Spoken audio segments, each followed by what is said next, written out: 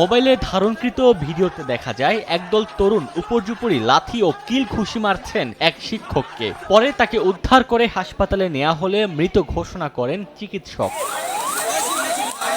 মঙ্গলবার সকালে খাগড়াছড়ির কারিগরি স্কুল অ্যান্ড কলেজে এই ঘটনার খবর ছড়িয়ে পড়লে সংঘর্ষে জড়ায় দুপক্ষ। দফায় দফায় হয়েছে ধাওয়া পাল্টা ধাওয়া। এতে পুলিশ সহ অন্তত 5 জন আহত হন।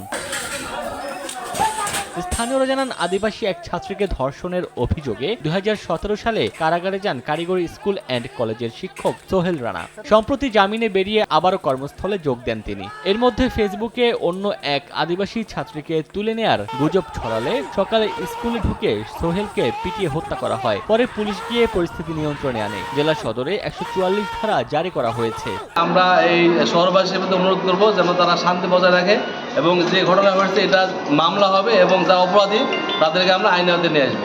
যাতে আগে সহিংসতা না ছড়ায় সেজন্য আমরা এই সদরে 144 ধারা জারি করা আছে, পরবর্তী নির্দেশনা দেওয়া পর্যন্ত। পরিস্থিতি স্বাভাবিক রাখতে জেলা শহরে নিরাপত্তা জোরদার করা হয়েছে। সময় সংবাদ, খাগড়াছড়ি।